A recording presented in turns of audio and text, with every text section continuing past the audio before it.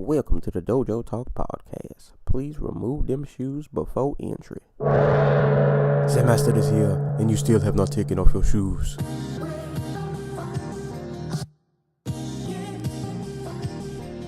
Yeah.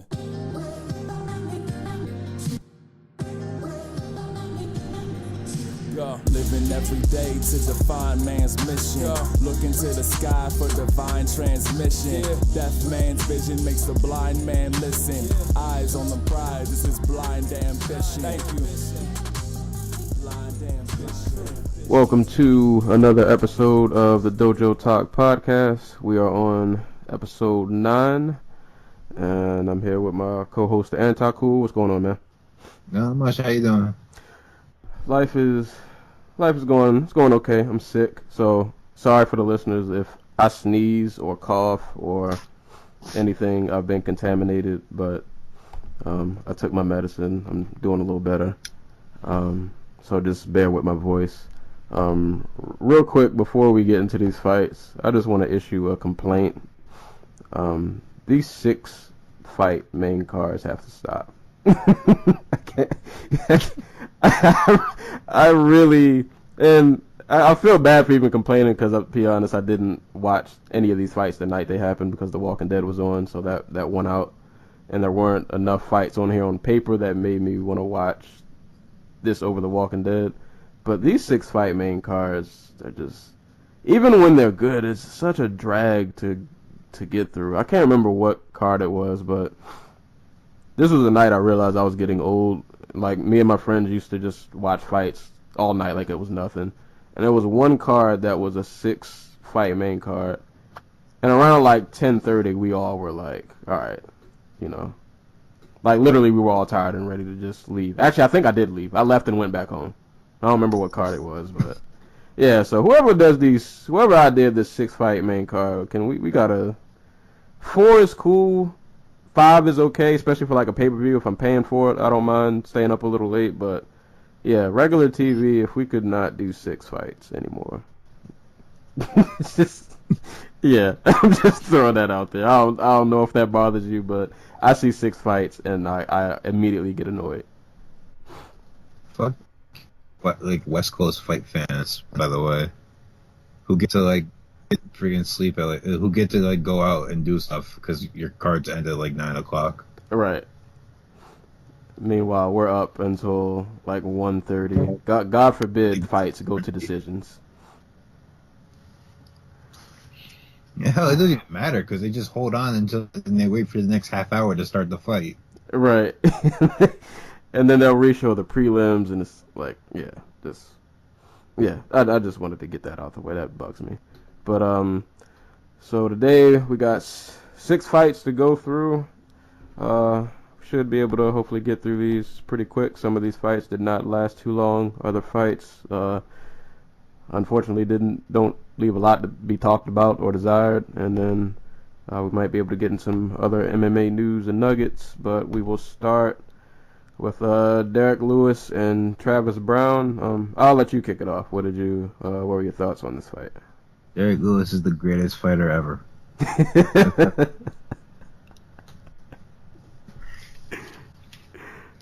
I can't Derek disagree. Lewis is a fighter who can only exist at heavyweight, like just on principle. That's part of the like allure, because he is not a very technical man. Like he is just straight up there because he has mastered the art of knocking another man out who is more skilled than him, just by virtue of being A, very tough, and B, like, I don't want to say crafty, but like very well coached. I ought to give him credit though, because Brown in the first round looked really good. Like, there were little shades of old Travis back when I thought he was, going to make a run for the title. Like, he was light on his If I remember, feet. he spent this whole entire camp at King's. Like, he didn't work Edmund, and it really showed because he stopped friggin' boxing. Right. Which was just his worst skill. He's a long, rangy kicker. And those kicks were brutal. Absolutely. Yeah, first round was just pretty much nothing but kicks to the midsection repeatedly, and Derek Lewis turning and running from being kicked repeatedly. Lewis had some success. He did. Like, especially when he would step in after Brown would throw like a front kick and force the clinch on Brown, which was the way he ended the fight, where he was able to turn Brown around and put him against the cage and just tee off. Yeah. And that, I think, started with Brown trying to kick, and then, like, I don't remember who was blocking, but somebody, he closed the distance. But the thing was, Brown would throw, like, one of those stabbing, like, front kicks to the body, and both. At the same time, he'd bring his foot down instead of bringing it back, so he'd close the space himself, and Lewis would step in at the same time. And it just forced the clinch, and Lewis is a very, very strong man who on Fight Night probably had a good 30 pounds on Brown. Mm-hmm. I think Brown's 240. Like, Lewis has to cut weight to make 265. Yeah, so he's probably coming in at least, like, Fight Night, like 280. Just around there. Yeah. I'm heading in that direction. But... Yeah. And I think, what was it, he clipped him with, like, a right, and he dropped, and then... Yeah. That ground and pound was... Like, when Derek Lewis gets on top of you, like, he's probably the second worst person to have on top of you in terms of ground and pound, with, like, Cain Velasquez being the only exception. Yeah.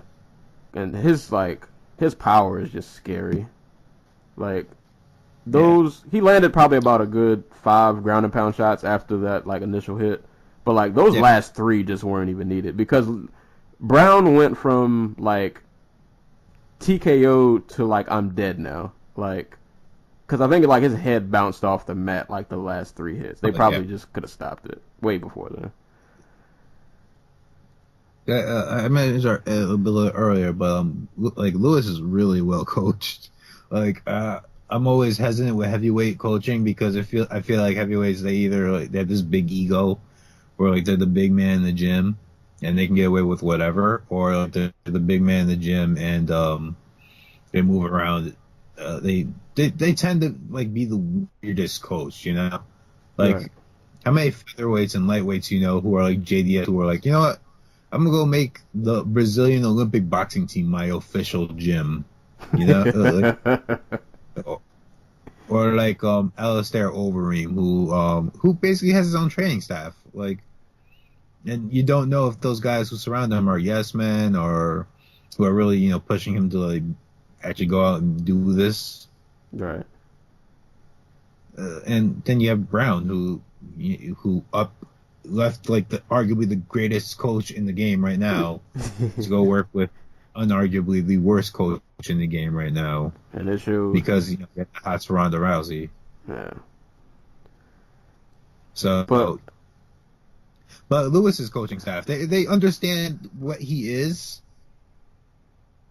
and they give him instructions based on that. They don't try to make him anything other than what he is, and that's just a big man who is incredibly difficult to take down and hold down. I think he's getting better, though.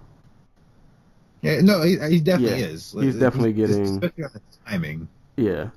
Still not, like, as technical as you probably would want your fighter to be. That's just Ngannou, who's just, like, out here and just, like, picking shots. He's being really and moving and, you know, who's, like, very tactful with his approach. Right. But there is a baseline there's a thought put into how Lewis fights is what I'm getting at. Right.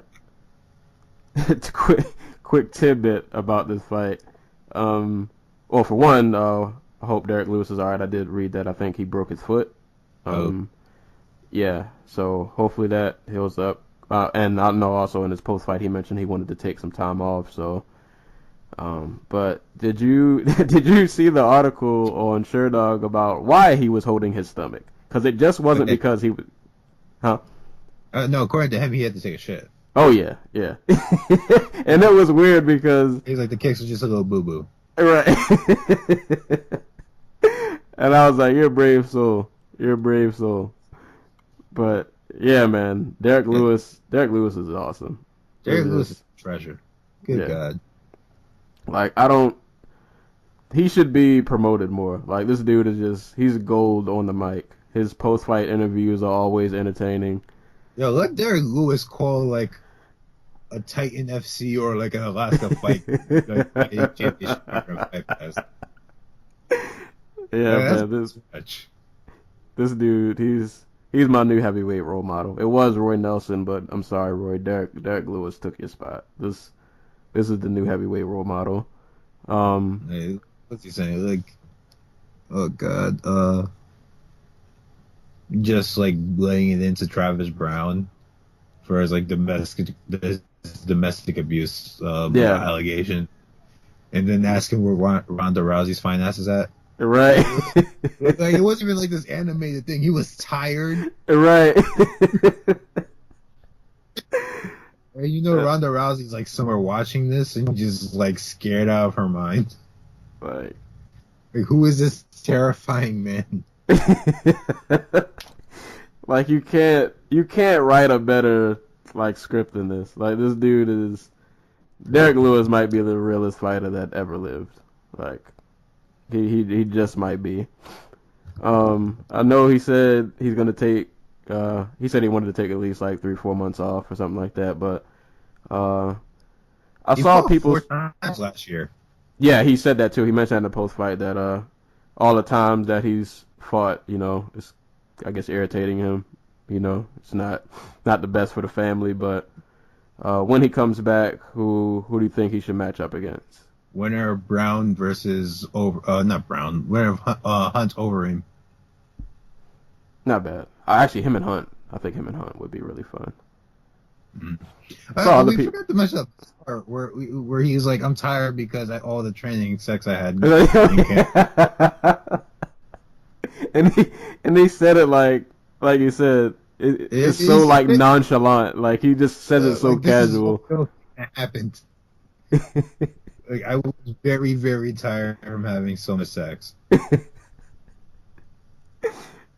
Yeah, like, you can't. Not everybody's born with those mic skills. No. Yeah, Derek Lewis, man. I'm happy he's here. Anytime a new heavyweight emerges, I'm always happy. But I'm especially happy for him because not only is he emerging heavyweight, but he's a personality. Yeah. So. I hope he carries that toy belt around for like the rest of his career. He's the forever interim heavyweight champion. And the UFC needs to promote this dude, man. Please do. Get him. He needs to be in a. They try. Like, this is like what, his second headlining spot in a row. Yeah. Plus, they let him run Twitter sometimes, like the UFC handle. They do, which is probably a mistake, cause. Yeah, I was gonna say. I mean, I get it. You want your Twitter page to be like engaging, but there's still a limit. You know, there's some lines you might not want to cross. I get why Elias Theodorou gets to run the Twitter page from time to time. Derek Lewis might not be, you know, the guy for like your average UFC Joe Schmo who follows him on Twitter. He's definitely not. He's definitely not. But well wishes to him. And for Travis, champion Lewis. And for Travis, I mean, even though he lost, his losses are always really just like, he doesn't lose, I feel like, a normal fighter. Like, his losses always seem really dramatic or extra or just like... Like, yeah, how many of his losses are just from him, like, just like seemingly fucking up? Because, like, he was winning like 90% of this fight. The same with, well, I can't say with Arlovsky. They were going back and forth. Yeah, but there just seems to be like these weird like points in the fight where where Brown just like completely shuts down mentally, and it costs him the fight. Well, I say with this one, I can't really say he shut down. It's just kind of like not shut down, but just like he made a poor decision. Yeah, and then it just cost him. And then with Lewis, with a guy with that power, you can't. There's not a lot of margin for error. Yeah. Like, Lewis is like the example of there's just not a lot of margin for error fighter at heavyweight. But Like, yeah, if you can't be disciplined, you can't beat Lewis. Which is why I think a fight between him and, like, Overeem would be amazing. right. Because Overeem's like That's his Yeah. That's his flaw. And He might be the most technical kickboxer in, MMA history, but he has these weird lapses where he just makes a mistake and he's unconscious like 2 seconds later. yeah, and Lewis could Like the Stipe Miocic fight where he was winning, and despite him winning, it felt like he was losing the entire time. Despite he knocked down Miocic like twice, and at least hurt him. He knocked him down once and hurt him another time, and it still felt like the fight was slipping away from him. Yeah, with him it's the chin. Hate to say it, but It's not even just. Yeah. It's just like he puts himself in positions to get knocked out. I wouldn't be mad. I hope, him and Lewis, that would be a good brawler versus technical. And that fight pretty much, I feel like, no matter who wins, probably ends in either a TKO or just a straight KO flatline. Yeah. Yeah, whoever wins. So, yeah, Dana, if you're listening, go make that. Well, if Overeem wins, which is a big if, because fights against Hunt, that's never a guarantee. You might die. Yeah. But if he gets past that, yeah, that's a good fight to make. But props to Derek Lewis. I'll give props to Travis Brown too. Good effort. Unfortunately, didn't end the way you would like, but good main event. I think that was a good return to form for Brown. It is. Lost. Good return to form. I was just happy to see like good foot movement and him just not being so whatever he was doing with Edmund. I saw a change. Change is good. So yeah, his Brown. You still got time. Yeah, he does. Hopefully Ronda follows suit, but that's another story for another day. I'll tell you a story like when we get off of the podcast about Ronda and her troubles in the gym. Oh boy! All right. On to co-main event. Johnny Hendricks and Hector Lombard. This fight, I ain't gonna say it went the opposite of the way I thought, but I don't know. I envisioned this fight different in my head. I thought Hector would just be too explosive, and I thought he would just clip him a few times and get a TKO, and that would be that. But that did not happen at all. This was basically a kickboxing match. I can't remember who I gave what rounds to, well, except for the third. I know clearly I gave the third to Hendricks, I remember.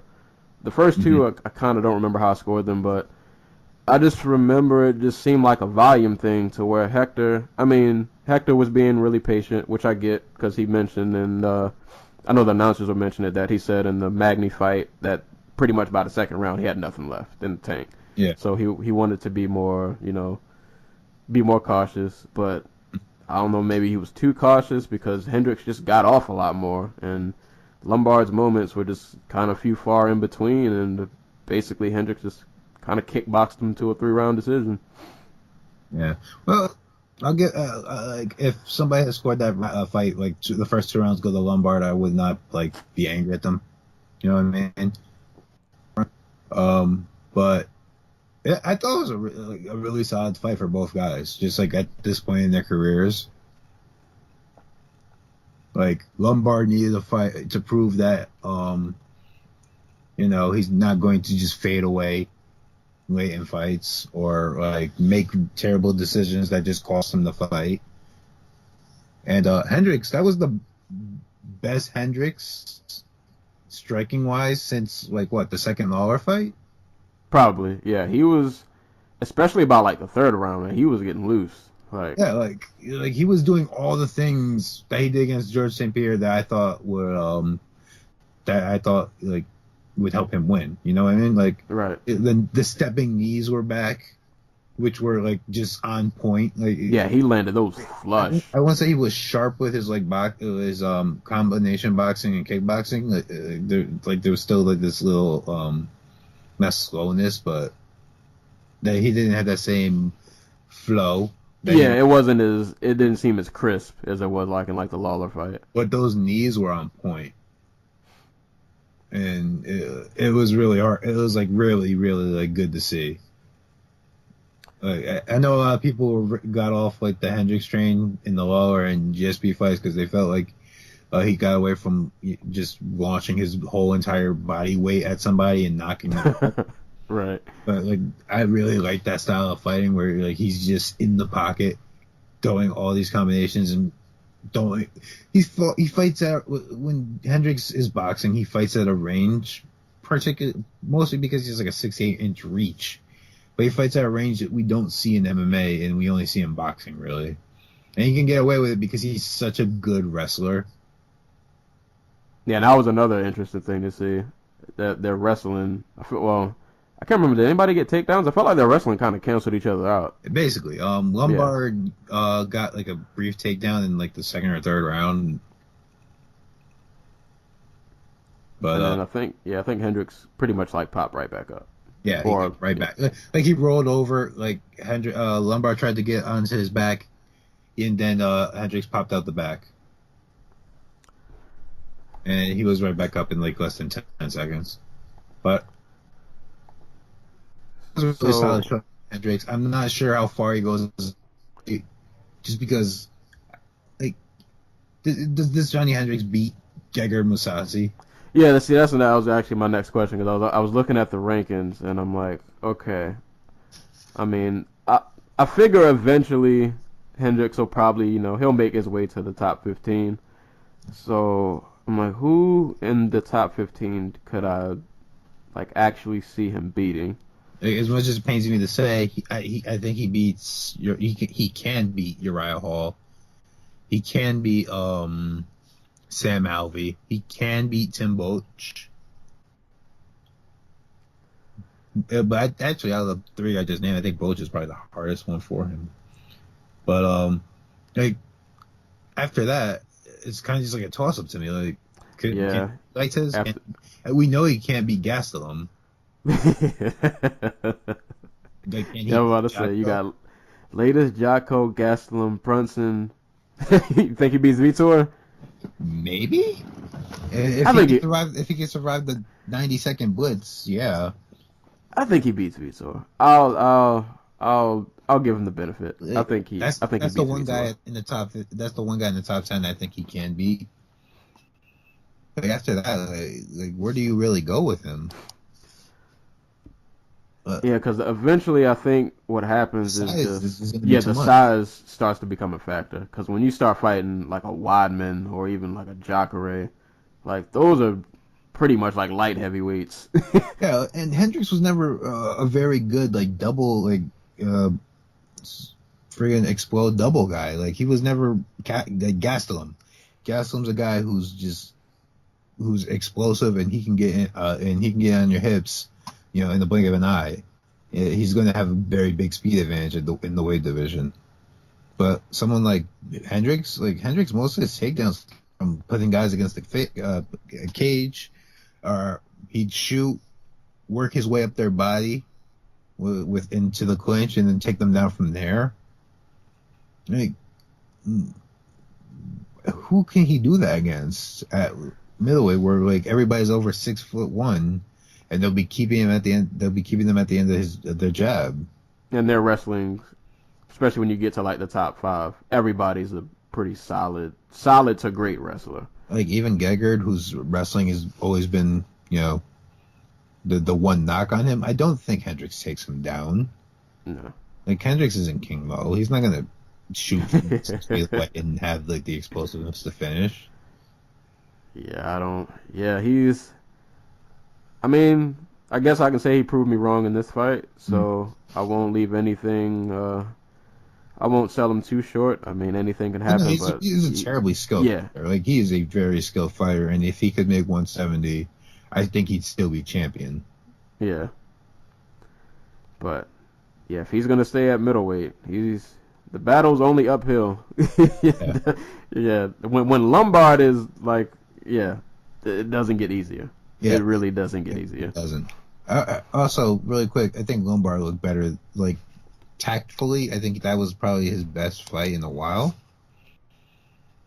Like the things he was doing, like using the judo trips attempts to like to set up, attacks and stuff like that.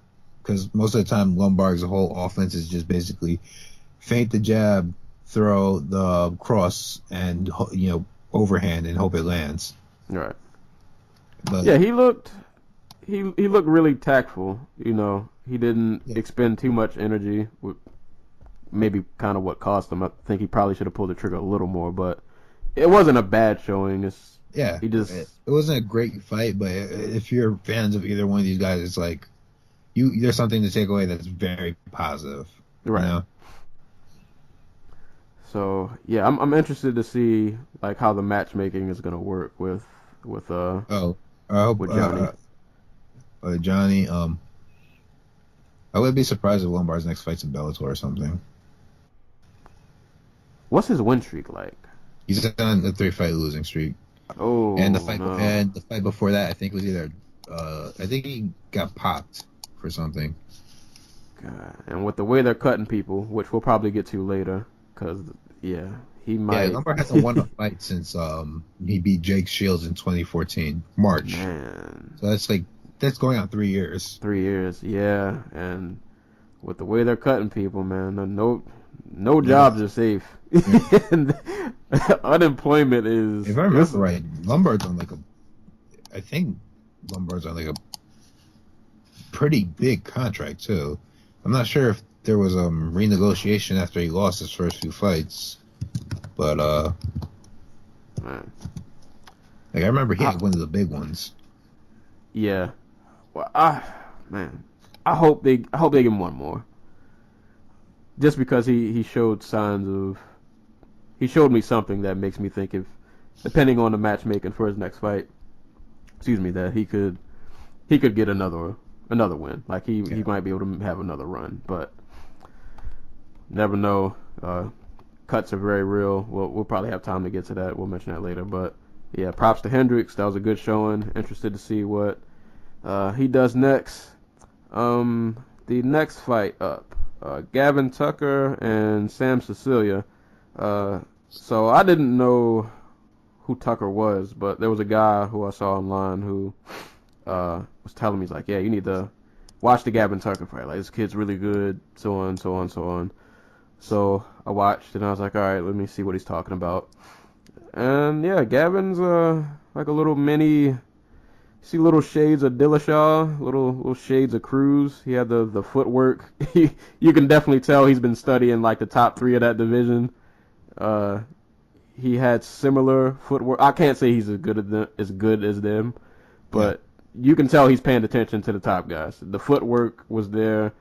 He was getting in and out. He was coming in from weird angles, and by like the second round, like he was pretty much just dominated. Like is he 11? I think he's 11-0 or 12. That was his 10th win, I think. His 10th win. Yeah, he's now 10-0.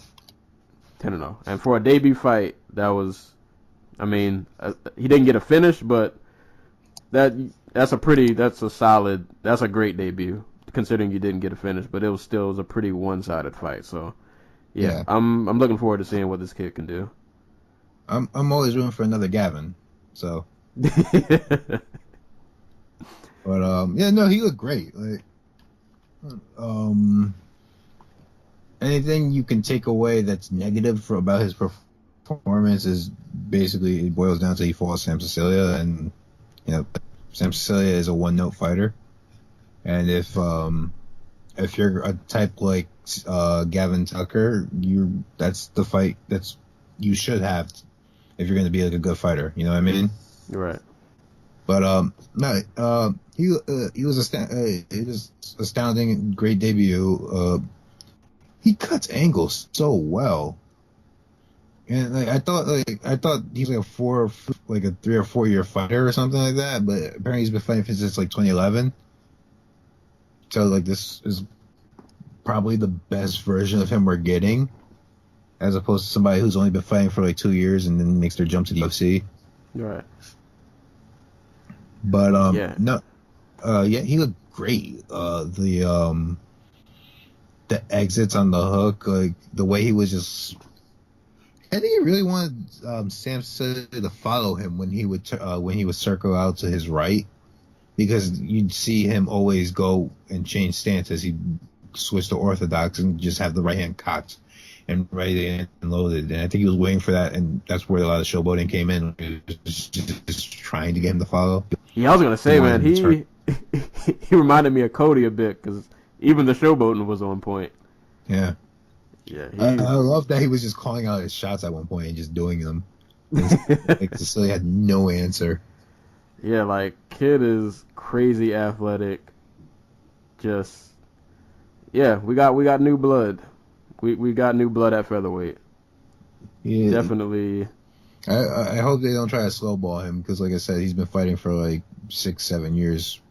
Like, try and get him somebody. Yeah, somebody quick. Throw him on.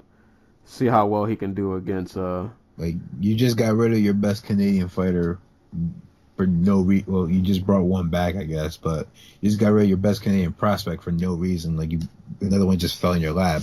Do something with it. Yeah. This guy's. He's Canadian. Yeah, he's Canadian. He was the hometown kid. I'm glad. I feel like lately there's been a good, I can't say surge, but I mean, you got dudes like Gavin, Yair, Ngannou, some other man from 135, who I loved, the guy who lost to Cody. Before Cody got his. Say again. Oh, Thomas Almeida. Duh. Yeah, Almeida. Yeah, like there's a lot of like young dudes I feel like now who are like they're making the waves. So yeah, and Gavin's gonna be up there with those dudes definitely. I guess. Just waiting for welterweight. Huh?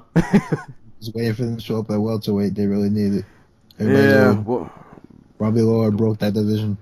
Welterweight and 205 needs 205 needs a prayer, and that could be John wants to stop fucking up and that's like seriously, like John Jones and like light heavyweight is one John Jones and one Anthony Rumble Johnson escapade away from just being friggin' Daniel from being just basically Alexander Gustafsson, because Daniel Cormier is one knee tear away from just being done forever. Right. So it's just gonna be Alexander Gustafsson and like Glover Teixeira fighting for the title for the next 3 years. Dave Branch, he's coming. Oh, he's fighting a middleweight. Apparently, he's fighting Uriah Hall. No, really? Yep.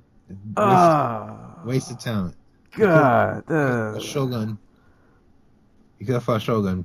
Right. Oh man, I'm hurt. I mean, I'm still glad he's over, but yeah, I really wanted to see him at 205. And then, God, Uriah Hall. He's probably gonna beat Uriah. Uriah hurts my soul every time he fights. I want Uriah to win so bad, but he's so talented. He is. Like I've always known he's kind of a little bit of like a head case. Like I heard stories in the gym about him too. Like directly from his teammates. God. Like he's like the nicest guy, but like he's kind of fragile.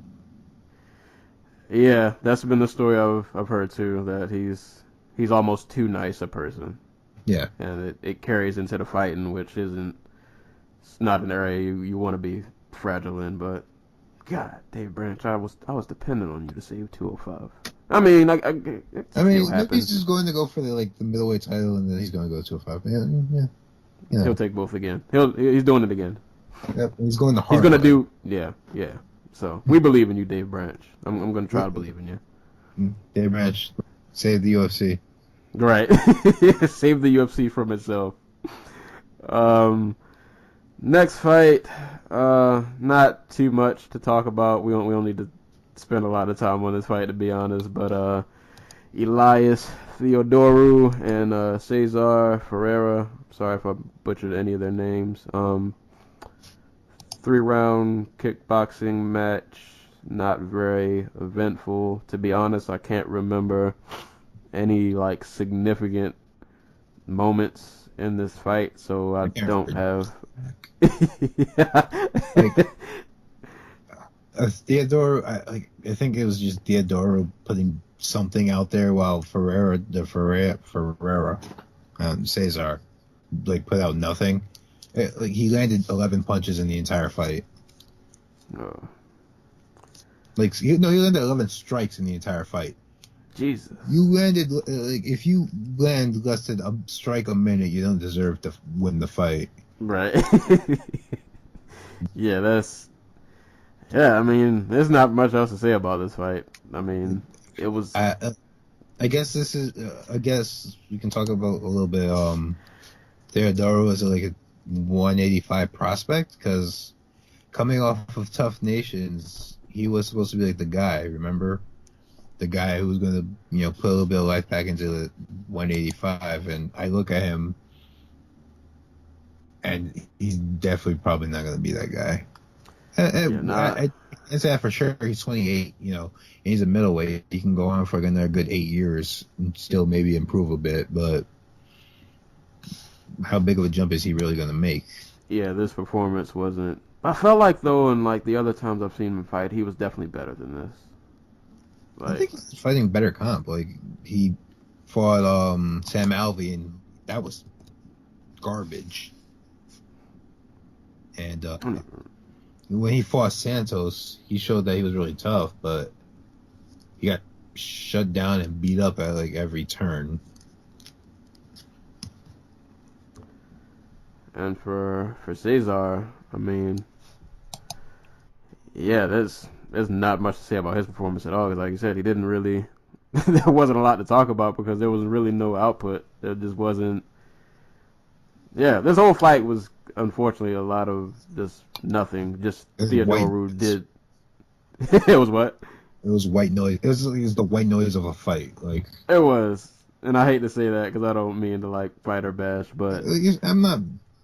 Yeah, got to be honest though. This was not pleasurable. I hope Theodoro proves me wrong, and like this is all him putting together a game that'll just rocking him up the middleweight rankings because Canada could use it, middleweight could use it, but I'm not seeing the improvements I need that he frankly should be making. This is 6th, 7th year of fighting. Yeah. And with as little output as Cesar had, I mean, he could have. This fight could have been a lot more one-sided than it was. Like, Cesar won 2 rounds on 2 judges' like 1 round on 2 judges' scorecards. How? I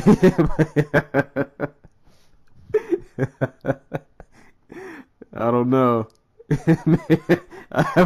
Yeah, I don't have an answer for that. I feel like we've been a little negative, despite the fact that we probably both enjoyed this card pretty decently. Yeah, like to be honest, other than that fight, like all of the rest of these fights were, and actually that was what I wanted to. That was another thing I meant to mention in the beginning. I wanted to say, even though like I love cards like this that aren't big like on paper as far as like star power. But all of these fights, pretty much from top to bottom, minus that one, these were all really like good fights from what I saw. I think 2 of these I didn't see, I didn't get a chance to watch, but yeah, like most of these were all really quality fights. Oh, absolutely. McMahon and Sean Shelby have been like on point this year, like really, really on point. Like for every Artem Lobov versus Cub Swanson main event, there has been just an undercard of just fantastically matched up fights. Right. With the evenly matched competitors, which is probably not the thing to say right before we talk about the next fight, but and I like too they do that a really good job of matching up fights. Like Hanzanibio versus Talib was a great fight to make. I didn't think so ahead of time, but Marcos versus Esparza turned out to be a really good fight to make. Right. They knew what they were doing when they made Santos versus Marshman because that was just bonkers. So, like, they're doing a very good job. And a lot of the like younger talent, people you don't like hear about often. Yeah. I feel like they're getting more time to shine. Yeah. So definitely good matchmaking. But yeah, like you said, on to this next fight. It was a great fight for one fighter. Sarah McMahon and Gina, is it Mazzani? Am I butchering her name? Sure. Okay, we'll go with that. We'll go with At Mazzani. least like 3 fighters on this card. Quickly. But And most yeah. of them. This fight, not a lot to talk about because it did not last long. They stood on their feet for a very brief moment. It ended up going to the cage. I think she pushed her back against the cage. Mm-hmm. Ended up getting a takedown, and it was a wrap from there. Mm-hmm. Yeah. Got the takedown, got the arm triangle. Nothing else to say. It was completely just one-sided. I'll say that that's if it's good that Sarah McMahon won that fight that way, because then she wouldn't go like 3 rounds just like on top of her, like just laying like ground and pound and trying to pass and failing and stuff like that. Because you never know with Sarah McMahon, because it feels like a lot of times she's fighting down to her competition. Yeah. And she actually. You want to talk about like Uriah Hall and then it's nice, like Sarah McMahon's probably in that same boat. Yeah, this looked like a McMahon that, I mean, I'm not gonna say like ready for a title shot, but like this was a good fight to build confidence in Sarah McMahon, which is one thing I think was lacking. But Jessica fight, right? Like I feel like if McMahon, you want to talk about a fighter who needs to be rebuilt, it's McMahon. Like after a loss, like she needs those rebound fights. And she came out really aggressive too. Like she pretty much hit the gas pedal as soon as the bell rung. Yeah. And just puts her in position for like a title eliminator. So good for her. Yeah, and her first I hope to see her. I hope to see her back like up there in the upper echelon, because I feel like the talent is there, but like you said, she doesn't always show up. But this is probably like her quickest turn ever, because it always feels like there's a big gap between Sarah McMahon fights. Yeah. What was her fight before this? She submitted Alexis Davis in December. Okay. All right, so she's got a good little streak going, and in a division that, you know, probably is going to be in need of challenges, because Nunes is probably going to be running through a lot of people. So any new face that can make it up, I'm all for. So, but like there's still this. If the UFC plays their cards right, I can see them making maybe not the best run of challengers, but they can make a clear path for challengers. You know what I mean? Like right. You do the Valentina Shevchenko, Amanda Nunes rematch, then you do that versus the winner of that versus say Sarah McMahon versus Rocky Johnson. You try and get Kat Zingano back in there like ASAP. Like she should have a fight being booked right now as we speak. Right. Ashley Evans Smith is on a 2-fight winning streak. Marion Renault I think is on a 2-fight winning streak. Liz Carmouche is technically on a 2-fight winning streak, despite the fact that those wins are like a year apart or something like that. Reg Correa is coming off a win. Like there are fights they can make to make contenders. Maybe not convincing contenders, but like contenders. You know what I mean? Right. So there are fights they can make. It's just a matter of making fights for these women and not having them fight only twice a year.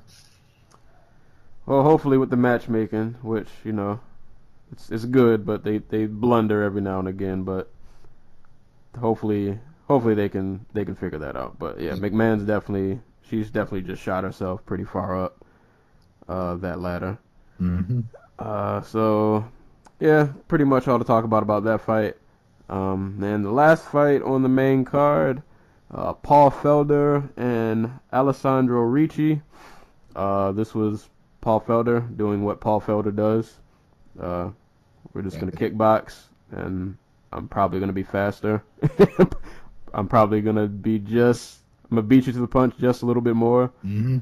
And then I'm going to land a brutal elbow that is I don't know if they said it, but did it break his? I'm pretty sure that broke his nose. Yeah, his nose was like sideways or something. Yeah. That if that didn't break it, the knee did. Yeah, because after the elbow, like, he literally, like, grabbed his nose like he knew something was wrong, and then Felder just rushed him because he balled up, and that was pretty much all she wrote. But, I mean, for Ricci, though, I mean, it was an entertaining fight. Yeah. You know, I don't want to make it seem like he got completely slaughtered, because he definitely made it competitive. Yeah, he definitely made it competitive. It's just standing on the feet with Felder. It's tough. Yeah, it's not an easy go for anybody. Like that elbow that he landed to knock him out, like, I'm surprised we don't see that way more. It's just a standing straight elbow. And it was clean, too. Yeah. That was a clean elbow. Paul Felder is where is he? He's not. Is he ranked top 15 or? I doubt it. I think he's like he's 3-3 in his last 6. Because he's a guy who I feel like is like, he's like on that fringe. Like, I feel like there's talent there. I don't know if maybe he needs to be a little more well-rounded, but like, he's a really good fighter, but he just can't seem to. Yeah, like, this is just something separating him from the top 15. Right. Basically. And it's why he loses the guy like Ross Pearson and Francisco Trinaldo. Right. But I'm pretty sure he'll be one of those guys that hopefully I would like to see him stick around for a long time. I'm pretty sure any fight that he's in will be entertaining. Yeah. But yeah, I hope he can break that top 15.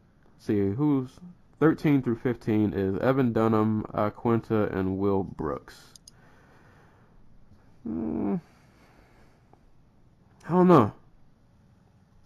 I feel like he can break the top 15. I don't know out of who those three I named that I could see him beating. Maybe Quinta on the feet. Maybe Will Brooks. Oh, no, not Will Brooks, because I think Will Brooks probably beats him in the clinch. Yeah, clinch, and I think Will Brooks could probably wrestle him. Yeah. And work that in. But yeah, Paul Felder is still, he's got time. Probably not tons of time, but he's like 32. He can crack top 15. Yeah. Yeah. I hope he finds his way up there. I wasn't too familiar with Ricci. I don't know anything about him. Yeah. I was like, I don't know if that was his debut or. I literally thought it was Alex Ricci. Oh, it is Alex Ricci. Not Alex Ricci. I'm talking about the other one, the one from Tough. Oh, Mike Ricci. Mike Ricci. Was that his name? Was it Mike? I might be making up something. I know who you're talking about though. Yeah. But like, I vaguely know Alex Ricci because he fought in like Gage Fury. Mm-hmm. But I have even showing me his name, like I don't know anything about him. Well, we got through the main card pretty quick. All right, we're at like 47 minutes. Want to give some quick prelim shout outs? Go watch Santiago Ponzinibbio and Nordine Taleb. That fight was perfect. Right. It's great action all the way through. Also watch Santos and Marshman because that was great too. Yeah, spinning wheel kick. That's all you need to know. And shout out to Ronda Marcos for getting the biggest win pretty much in her entire career. Winning the split decision over former champ Carla Esparza. She ducked that Gadelia Andrade fight for nothing.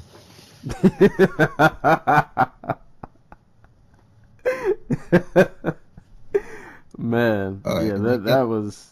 I guess shout out to Ayman Zahabi too, because Zahabi, forgot about him. He looked really good, like for like a guy with like 6 or 7 fights and never actually been like a real fight. He looked really good. Yeah. For listeners who don't know, this Zahabi is he's the little brother, right? Yep, youngest brother. Yeah, little brother Faraz Zahabi, and yeah, man, he was a really pretty good striker. He looked really relaxed in there. I don't think he's the most like athletic or defensively capable fighter. Yeah, but still, like there's something really odd. Like he switches stances, but his southpaw stance is so weird. like bent over at the waist. Every time somebody comes forward, it feels like he jumps his feet back, but his head stays in place, so he's always off balance when he's like backing up. So, But he found a way to make it work. Offensively, he has so many tools to work with, and it's really fun to watch. So hopefully he's not going to be a guy who I don't think will become like a top guy, but I could see that if he makes some improvements, he'll at least be somebody like worth keeping an eye on, or at least a guy who he'll be a tough win or lose. Right, he'll be a tough out. He'll be a guy who you can throw in there, and the fight's going to be entertaining at least. Like an Eric Perez type. Right. And that pretty much, well, since we mentioned all the fights, I'll quick shout out Fight Pass prelim, Gerald Mearshart. Yeah, sure. That guy subbing Ryan James. I didn't watch this fight, but I didn't want to leave anybody out. It was pretty quick. Like, Mearshart got to the ground. No. James took Mearshart down, and Mearshart basically got the armbar that Valentina Shevchenko got on Juliana Pena. It was literally the exact same setup and everything. All right, so that was the entire card then. So yep, that was top to bottom. We're at 50 minutes. We can go to about an hour. So next topic. A quick mention for Bellator, I guess, because Bellator 172. Patrici. Fights that matter, because I'm not going to talk about Czech Congo. I refuse to. Yeah. Patricky older Pitbull, knocked out Josh Thompson, and no-name Brazilian lightweight fighting at middleweight, welterweight, knocked out Josh Koscheck, Mauricio Alonso. Yeah, I only saw the highlights, but I missed the actual fight. And shout out to what's the guy's name? You mentioned him to me.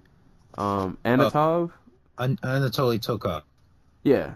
One of their Bellator's prospects at 185. He picked up a solid win. He scared me at first. His first round, I don't think he was. What is that? He's a Fedor boy. Yeah, he pretty much is.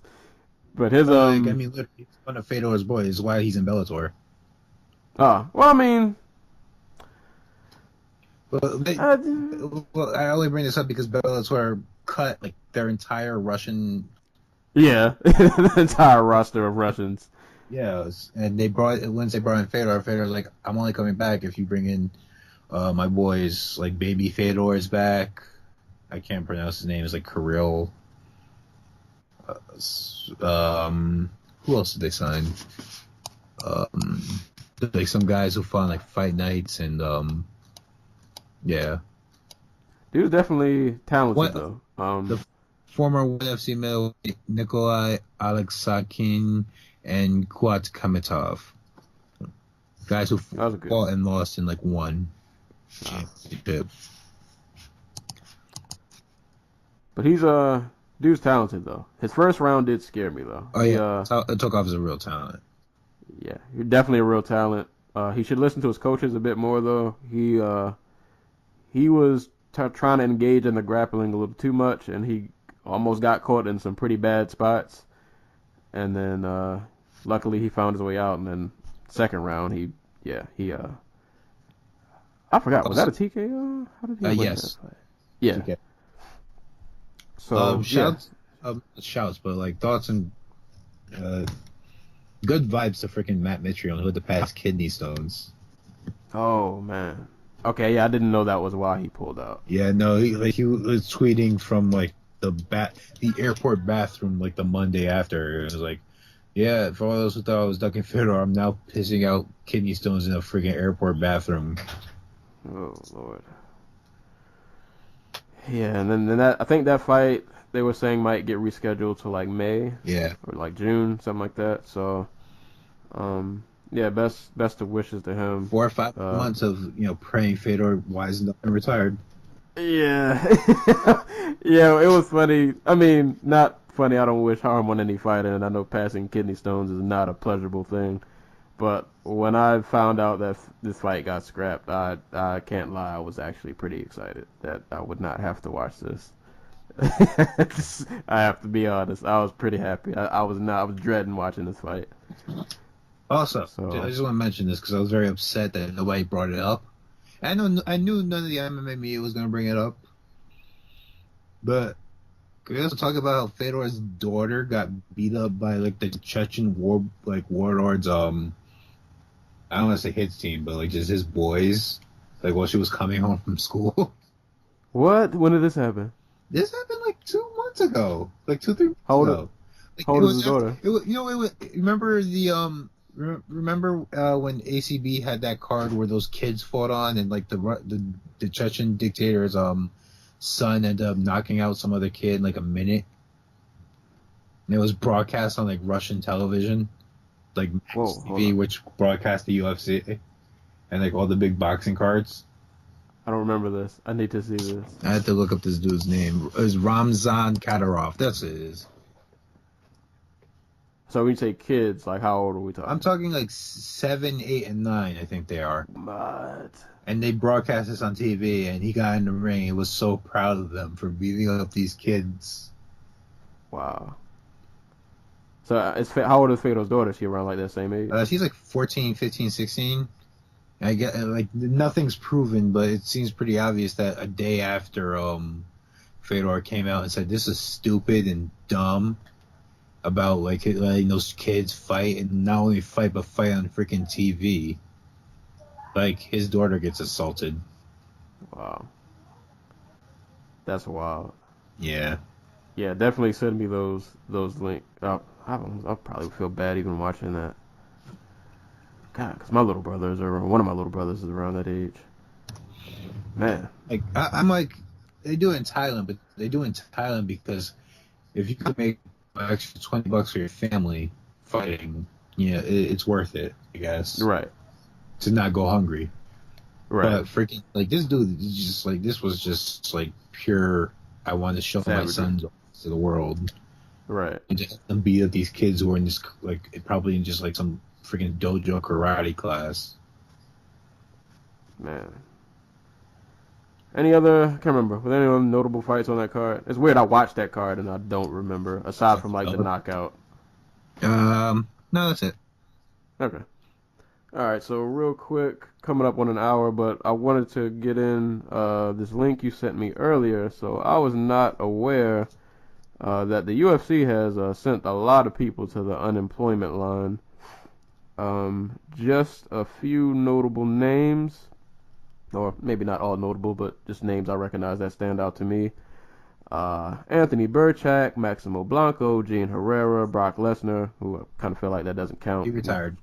Yeah, he retired. Some of these people were removed from the UFC roster on their website, which is basically how you find out that you're cut. Right. But some of them are retired. Some of them fought their contracts out and they couldn't reach an agreement, so they just walked, or that they're still in the process of negotiating. But others were like Misha Serkinov, who we brought up at light heavyweight. Apparently he reneged on a deal that Dana White thought he was like in full agreement with, and now he just doesn't.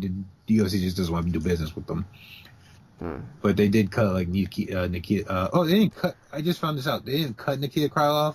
They couldn't reach a deal, and Nikita Krylov asked to leave. And he's like, "I got offers to go fight in Russia."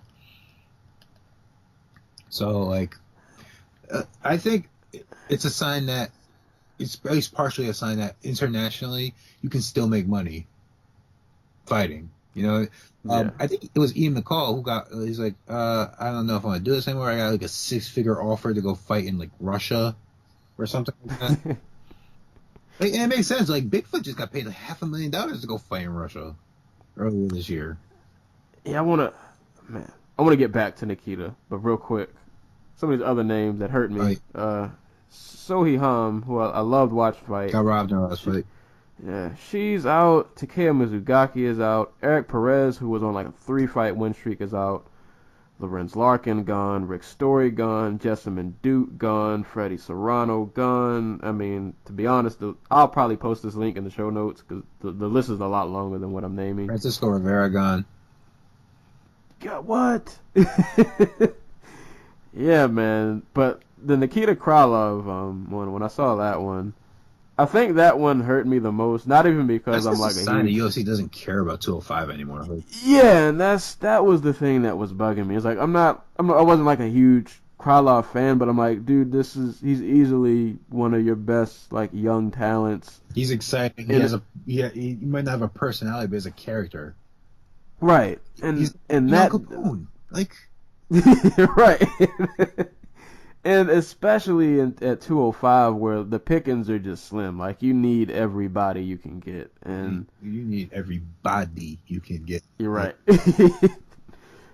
Like, we mentioned this the last podcast. Like, dude, if you're semi-athletic and you can throw a punch, you should be at 205. Like, and yeah, when I see the UFC get rid of people like him, it bothers me. Like, I'm like worried that Like, these are old cuts, but they're also. It looks like they're like. I think they're in the process of just getting rid of flyweight.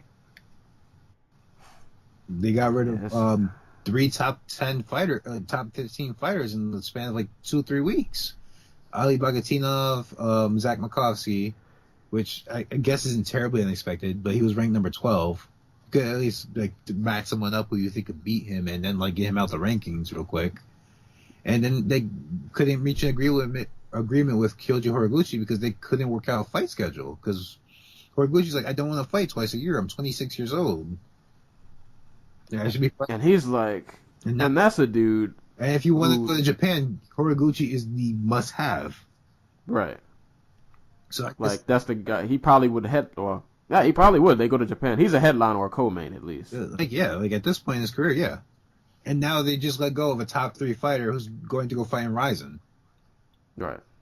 And it's like, yeah, y'all, they're just getting rid of people that just, some of them that don't. Like, dudes like Horiguchi and Nikita, like, you got to fight to keep guys like that. Yeah. You have to fight. Because those divisions, especially, they need all. I mean, I get it. I know Horiguchi got his title fight and lost, but still. You can't get rid of guys like that. Like, you need fresh faces that people can root for, new stars, and yeah. Like, this has me worried that the UFC the WME is going to focus so much on trying to just pay back their loan that they're going to lose a lot. I'm not worried about it because I think it makes things a little bit more interesting. Like, you're getting another strike force. I think we're going to get. I think we're in the process of getting another strike force out of this. I don't know if they'll reach the heights that strike force did. Like have the financial backing with Viacom, and apparently them being in like flux because they don't know what they want to do, and TV ratings being so weird, and Spike being out of like 1 million homes now. Like they just lost so many homes. But I don't know. I hope some of these guys can go and make money somewhere else. Like Rick Story's a guy who should be making money fighting. You know what I mean? Yeah. I mean, I think the one thing though, I'm pretty sure, especially guys like Horiguchi, well, he's going to Ryzen. Dudes like Story and even Krylov. I'm pretty sure other organizations are probably looking at this list of cuts and they're probably foaming at the mouth at some of the people they can grab. Yeah. Like I mentioned this before, but on like Tumblr, but Brendan Ward versus Rick Story. I watched the shit out of that. Yeah, I'm all for that. And actually, I'm glad you said that because I think the one, I guess you can say, positive of this is that I feel like if the UFC stays on this streak of just, I mean, some of these cuts I can get, but when you start getting rid of dudes that are ranked in like the top 15, I think the one positive could be that these guys will eventually go to other organizations, and these other organizations are going to get deeper with talent. Yeah. So the competition, we like the gap between the UFC and everybody else. Yeah, I mean, it won't be immediate, but we might start seeing it close a little more. Even if they don't have success, like Rick Story goes to Bellator and gets beat by like Michael Venom Page, and all of a sudden Michael Venom Page is a legitimate top 15 talent. Right. And he has just as much claim on that as say like He did, yeah, like someone like Gunnar Nelson. Right. He can make that claim that, hey, I beat one of your guys, and Gunnar now Nelson couldn't, and Gunnar Nelson's out here headlining events. So right. what does that tell you about, like, what does that tell you about the difference between our rosters? Right. So, yeah, that's the one positive, but. And hopefully it means that other, like, these guys will still it'll drive up the price for everybody a little bit because there's negotiations. That too. But and it also makes me wonder about, like, if you're a young fighter, let's say you're in, like, it's called LFA now, I forgot. yeah. Yeah. So let's say you're in, like, LFA, you're a champ, you've defended your belt maybe twice, and it's time to make that big, that next big step. I don't know, maybe you don't go, I feel like it used to be, you went to the UFC, no question. Yeah. Now I feel like that, in a couple years, that might not be the case anymore. Oh yeah, like if you're a fighter in like Misha Serkinov's gym and you're like his training partner, and you're 2-0, and you just saw like this guy who you, freaking like you worked every freaking day for the past like 4 years with, and you just see how the UFC is like, oh, you wanted a better deal? Fuck you. Here's the door. Like, do you go to the UFC? Or if you do go to the UFC, do you have any type of loyalty to stay? Like, do you just go to build your brand and, like, be like, I'm going to fight in the UFC 4 times. That's going to be, like, what, 2.5 years? Because as a UFC fight, you, on average, only probably fight 1.5 times a year. And then I'm going to go to the free agency. I'm going to see what happens, Right. Like, yeah. But, I think that's a little ways off. Yeah, like I said, it probably won't play out immediately, but if they stay on this track, it'll. Yeah. In a couple years, we'll start feeling some effects, but I think also. we're kind of undercutting how deep the UFC's roster really is. That, and as fast as they can cut people, even if you might think the UFC's business is shady, they still have the allure of just being the UFC. So they're always going to be able to recruit. And they're probably like a big ass signing bonus for their TV rights. Right. So who knows? So yeah, it might not all be bad, but still sad to see some of these people go. Guess we're a little over an hour. Wanted to do any other topics you wanted to cover, or before we get into like some parting shots or anything? Not really. Like, just like a little quick news blurb. Sarah Kaufman, former Strikeforce Bantamweight champion Sarah Kaufman, is now fighting in Korea. So that's a thing that's happening. Man. Battlegrounds Fighting Championship, new promotion. She's going to fight Jessie Clark, I think. I miss watching her fight, man. She like watching the hands. I remember at one point Sarah Kaufman was the best boxer in women's. Right. How did her streak end? Like, did she get cut? How many did she lose in a row? No, she lost to Alexis Davis like in April of like 2015, and no one heard. She also lost to Valentina Shevchenko in December that year, and like I think she got cut in that January or February following, like a year ago. Like, and like, everybody knows that she got removed from the roster, but like, I don't think she ever confirmed or denied it. Or at least nobody followed up with her, which is really weird because she's always talking to journalists online. Best of luck to her, though. I do like watching her fight. Absolutely. Like, win or lose. Yeah, win or lose, her fights are always entertaining. Oh, she makes it back. Yeah. Or at the very least, makes good money fighting in Korea. I'm pretty sure they'll pay her well. They gotta pay her something to fly halfway around the world. Right. Pardon shots. What do I have? Well wishes and hopefully speedy recovery to Terry Adam, who had a traffic incident of some sort, running in and out of traffic. His friends were trying to like hold him down and stop him apparently. Yeah, and he got hit. And yeah, that's sad. yeah, hopefully he gets help. I don't know if maybe it's like a mental issue, but whatever it is, hopefully he. I Yeah, I don't want to call anything premature, but like CTE is a real thing. We know that now, and it's a thing in MMA. You know, R.I.P. Jordan Parsons. yeah, yeah. Hopefully, I don't know what the latest update is. I know the last time they said he was in serious condition, but yeah, hopefully he pulls out. That's never good to hear about. On a semi brighter note, former Bellator notable fighter and former Titan FC champ Des Green is making his UFC debut in April against Josh Emmett. This should be fun. Josh Emmett is a fun fighter, and Des Green has a really active style, so this should be a fun fight. Yeah, so yeah, definitely looking forward to that. Two young guys who could potentially make names for themselves. Emmett's not that young. Oh no, yeah, he's like 30. I think he's 31. I think 30 something. 32.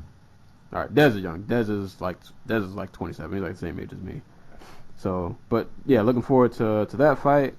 Shout out to Liam McGeary, who just switches opponents every second of the day. He's on his like third or fourth fight for the main event at Bellator 173 this Friday. Yeah, he's now fighting Brett McDermott. McDermott. So, Brett, wherever you are in the world, stay healthy. Don't trip or fall over anything. Don't train too. Brett, fight your ass off. I hope you signed a one-fight contract deal. Beat Liam McGeary. Still see him be a top 15 light heavyweight. Matter of fact, at this point, like I take it like this split between top 15 light heavyweight to be like kind of even. Like you got King Mo, you got Rampage, you got Phil Davis, Ryan Baker, and Phil Davis probably beats most of. Oh no, Phil Davis is like the number 5 guy in the world right now, even not being in the UFC. Yeah. So the UFC has the top talent at heavyweight. They don't have all the talent. It's probably the division where all the talent spread out the most at this point. Yeah. But Brett McDermott, do your thing. Yeah. Maybe something comes out of it. Yeah. Just put on a good performance. I like McGeary though. I wanted McGeary to beat Phil, but Phil's Phil. As much you can say what you want about his style, but the dude's an incredible wrestler. I think Bellator won too. Just like the stuff they were running on like their YouTube channel and stuff. Did you see that short clip where they did the animated thing where they followed Liam McGeary for his life? He was talking about how he had he beat up like the drug dealer in like his local town and he had to leave. No, I definitely did not see that. That sounds awesome though. Liam McGeary's a good guy. Yeah, he's a good guy. I hope he makes his way back to that. Well, in Bellator's 205, I mean, you win 1 or 2 fights, you pretty much. Who is Phil Davis fighting? Like, they rebooked freaking the second worst fight Bellator could possibly rebook for King Mo and like Rampage. I guess. Liam, are they doing the McGeary rematch if he beats Brett McDermott? I was gonna say whoever Phil fights is guaranteed a rematch. He's either gonna fight McGeary again, or are they gonna just have Ryan Bader come in and just be instant challenger? I forgot he did go there. He's all but signed according to Dana White. Yeah, I wouldn't be mad at. I mean, the pickings are so slim. I wouldn't be mad at that. Yeah, I would not be mad at that at all. But last thing I want to just breeze over real quick. The next major card that'll definitely be worth talking about. March 4th, UFC 209.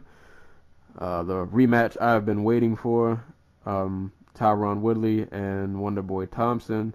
A lot of good fights on this card, and young people I want to give shout outs to. Shout out to Luke Sanders making his second UFC appearance versus Yuri Alcantara. Definitely looking forward to seeing him fight. Who else? Lando Venata feel like he's just came out of nowhere and just kind of blew up.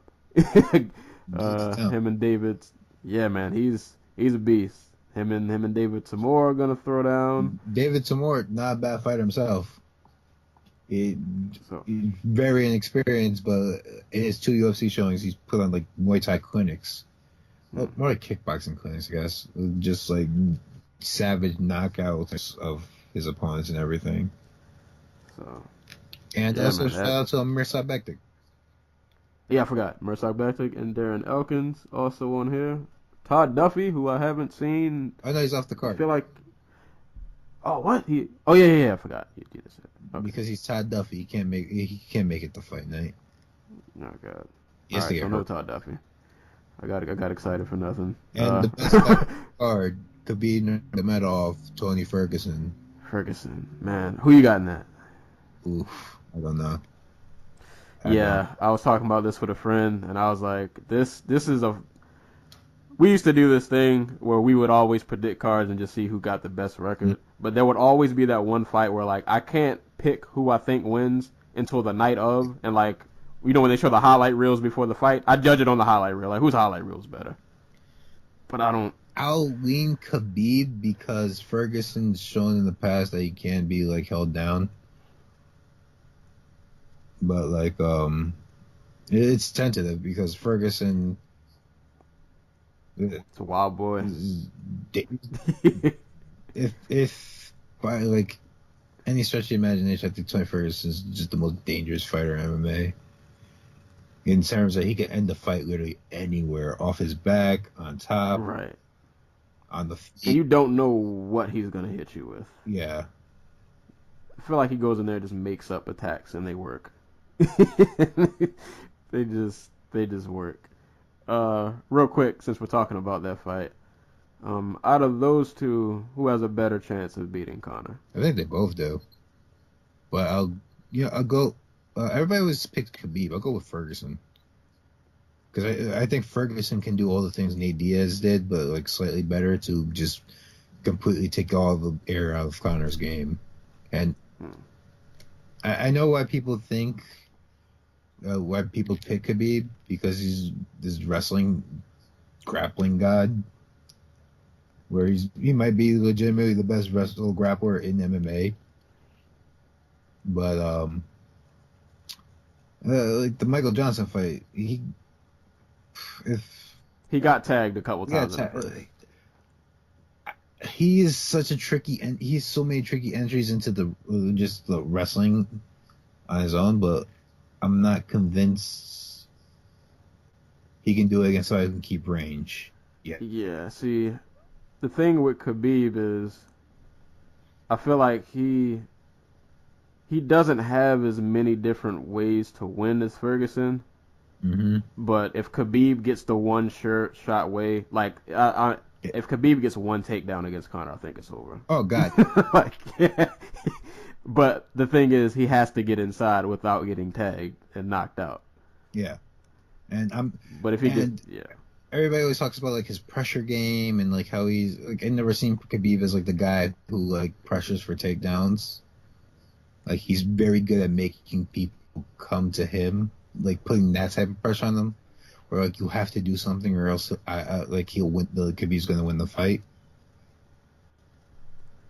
But once he gets inside, like even before that, like if he gets to the clinch, it's over. Yeah, it's over. And I wasn't sold on him at first, but after that Johnson fight, I had no choice. Like, I mean, again at the first round. After the RDA fight, because he just says, maybe we can sit here and talk for like an hour about all the crazy transitions between like different wrestling chains that Khabib does. Yeah.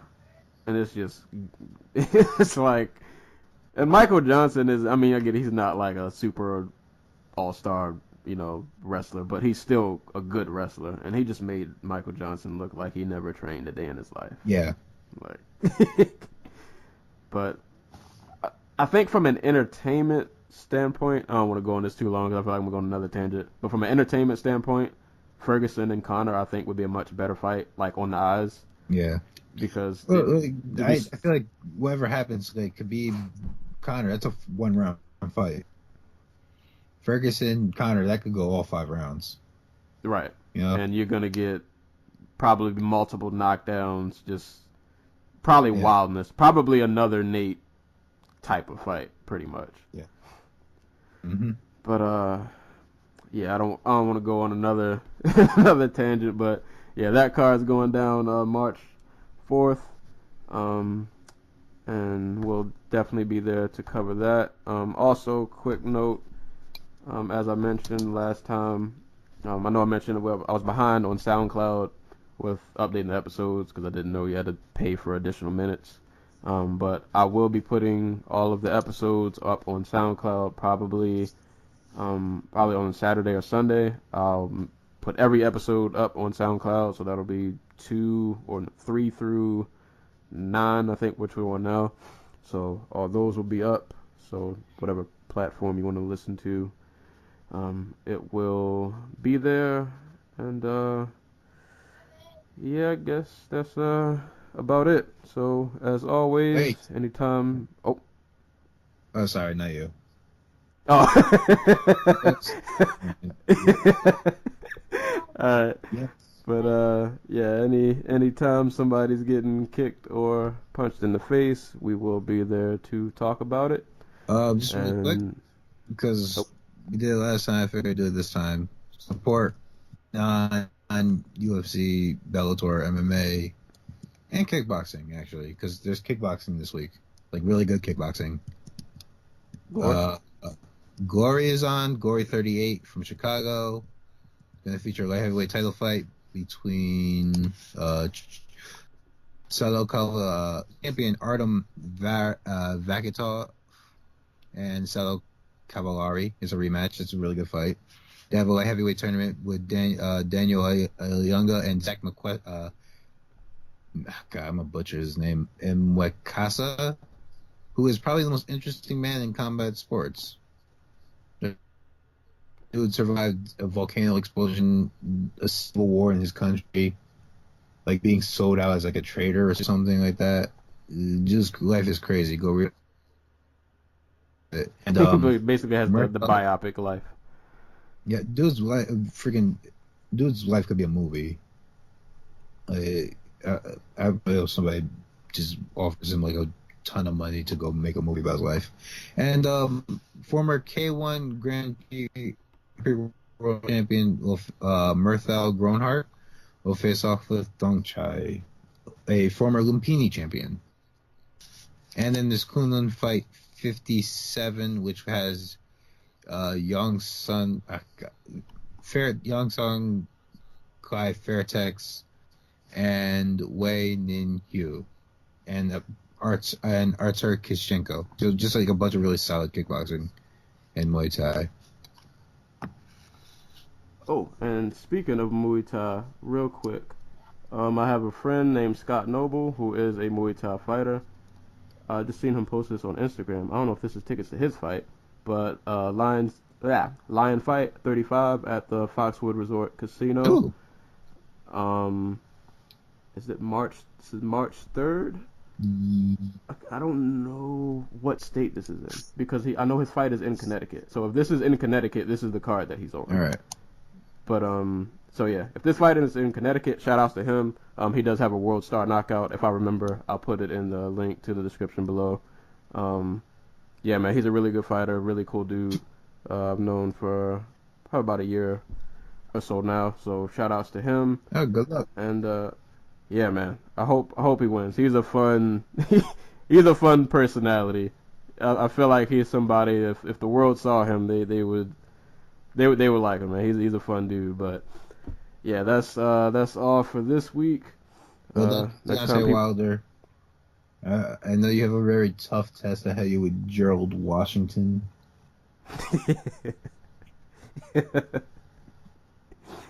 Man, I forget about that guy. And so does the rest of the world. But yeah, all right. Shout out to him. But yeah, until got one more. No, you're good.